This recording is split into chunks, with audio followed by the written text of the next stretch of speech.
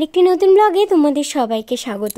আমরা চলে এসেছিলাম গ্রামের বাড়িতে, কারণ আমার শ্বশুর বাড়িতে কালী পুজোর দিন অনেক রকম নতুন নতুন নিয়ম হয়। আর এবছর আমার প্রথমবার, আগের বছর যেহেতু মাম্মা হয়েছিল সে কারণে আমি আর সেখানে যাওয়া হয়ে ওঠেনি। আর এই যে দেখো, এটা হলো আমাদের শ্বশুর বাড়ির থান যে থাকে সব ঠাকুরের, সেই থানের ঠাকুর ঘর। সেখানেই সকাল সকাল স্নান করে প্রণাম করতে গিয়েছিলাম। আর এই যে আমার সাথে এক কাকিমণিও গিয়েছিল, সেখানে পুজো করা হচ্ছিল। আর সেখানে না অন্য কোনো ঠাকুর রাখা হয় না, শুধু থান যেটা হয় সেটাই থাকে। আর এমনি সব ঠাকুরের জন্য আলাদা ঠাকুর ঘর আছে। আর ওখান থেকে বেরিয়ে চলে এসেছিলাম মাটির প্রদীপ বানাতে। আমি, পিসিমণি, বুনু, আমরা সবাই মিলে মাটির প্রদীপ বানাচ্ছিলাম।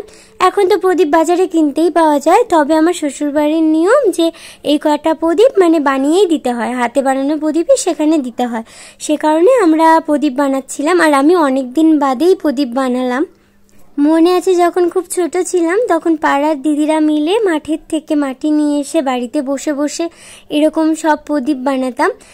আমাদের যেমন বাপের বাড়িতে একটা নিয়ম ছিল 14 বাতি দেওয়ার সংক্রান্তির দিন, তখন আমাদের প্রদীপ বানাতে হতো। তো এই যে এখানে প্রদীপ বানিয়ে নিয়েছিলাম।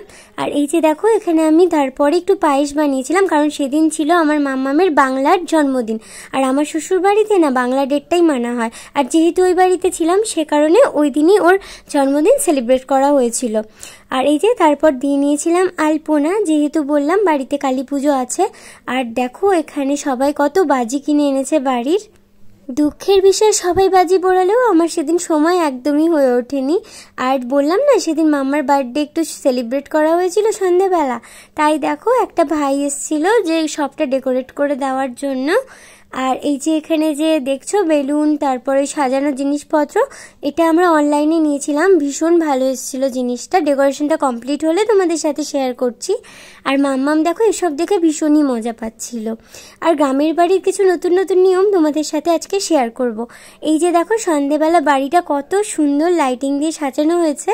আর ওই যে হাতে বানানো প্রদীপগুলো, সেগুলো পুকুরের ধারে, বাড়ির গেটের সামনে সব জায়গায় দেওয়া হয়েছিল।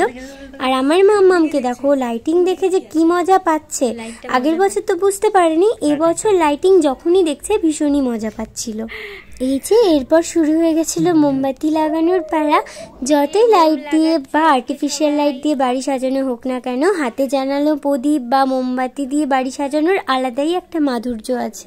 আর আমার বরমশাই এই সমস্ত কাজ করতে ভীষণই পছন্দ করে। এই যে এখানে সব প্রদীপগুলো দেওয়া হয়ে গিয়েছিল। আর এই যে দেখো, বললাম না গ্রামের বাড়িতে কিছু নতুন নিয়ম দেখলাম। এই যে এখানে বাবা মানে শ্বশুরমশাই কালী পুজো করতে বসেছে। মানে কালী পুজো না, ঠিক এই নিয়মেই করতে হয়। তো এই যে এখানে লাল মাটি দিয়ে আলপনা দিয়ে তার মধ্যে সংসারের যত জিনিস, যেমন মই, চালুন, কুলো, হাতা, খুন্তি, যা যা হয় আর কি, ঢেকি, সব কিছু আঁকাতে হয়। তো আমরা পিঠে পুলির সময় আমাদের এই বাড়িতে আঁকাতে দেখেছি, বাট কালী পুজোর সময় প্রথমবার দেখলাম। তো এইভাবেই ওখানে বাবাই পুজো করে। তারপর আরও কিছু নিয়ম আছে, এই যে এটাকে কি বলে আমি জানি না। এগুলো হচ্ছে প্রত্যেকটা বাড়ির চালের উপরে উপরে ছুঁড়ে ছুঁড়ে দিতে হয়। আর এইগুলোকেই আবার যখন বাড়িতে নবান্ন হবে সেই সময় নামিয়ে নবান্নের যে পায়েস করা হয় সেটা হচ্ছে ওই জিনিসটা দিয়েই করা হয় আর কি। আর এটা হচ্ছে একটা ট্র্যাডিশন বাড়ির, মানে এই নিয়মটা করতেই হয় আর কি।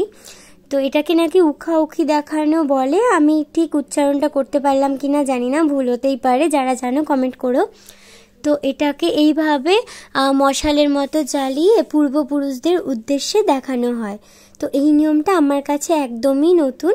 তো এই ছিল আমাদের গ্রামের বাড়ির কালী পুজোর কিছু নিয়ম। তারপর পুজো হয়ে যাওয়ার পর বললাম না মাম্মার যেহেতু বাংলার ডেটের জন্মদিন ছিল, তো সেই কারণে সেলিব্রেট করা হয়েছে। দেখো ডেকোরেশনটা কত সুন্দর করে দিয়েছে ভাইটা। আর মাম্মা ওগুলো দেখে ভীষণই মজা পাচ্ছিল। এবার মাম্মামের প্রথম জন্মদিন সেলিব্রেশনের পালা।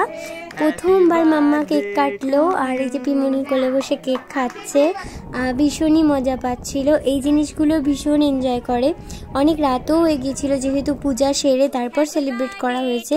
তাও দেখো ওর কোনো ক্লান্তি নেই, ভীষণ মজা করেছে সেদিন ওই। আর অনেক রাত অবধি জেগেও ছিল। দেখো কেক কাটার সময় ওর এক্সপ্রেশনটা। তোমরাও ওকে সবাই আশীর্বাদ করো যাতে ভীষণ ভালো থাকে, সুস্থ থাকে, মানুষের মতো মানুষ হয়, বড় হতে পারে জীবনে অনেক। তো এই যে এখন কেক কাটার পালা শেষ। তারপরে বাড়ির সবাই আশীর্বাদ করছিল, পায়েস খাওয়াচ্ছিল, গিফট দিচ্ছিল। যখন ও সবার হাত থেকে গিফটগুলো আগেই নিয়ে নিচ্ছিল নিজে। আর সবাই যখন পায়েস খাওয়াচ্ছে প্রত্যেকের কাছে পায়েস খেয়েছে আর খুব মজা করছিল, মানে ভীষণই আনন্দ করে দিনটা কাটিয়েছে। আর সবাই দেখো সবার সাথে কি সুন্দরভাবে এসে আনন্দ করছে। ভীষণ ভালো লাগে এভাবে আনন্দ করতে দেখলে ওকে। তো এটাই ছিল আমাদের গ্রামের বাড়ির কালী পুজোর নিয়ম আর মাম্মার জন্মদিনের ছোট্ট সেলিব্রেশন তোমাদের সাথে শেয়ার করলাম। তোমাদের কেমন লাগলো অবশ্যই জানিও। আর মাম্মার পিমনি মাম্মাকে এই কিউট গিফটটা দিয়েছিল। আর এই যে ডেকোরেশনটা তোমাদের সাথে শেয়ার করলাম। তো ভিডিওটা ভালো লাগলে অবশ্যই চ্যানেলটা সাবস্ক্রাইব করে পাশে থাকতে ভুলো না। সবাই ভালো থেকো, সুস্থ থেকো।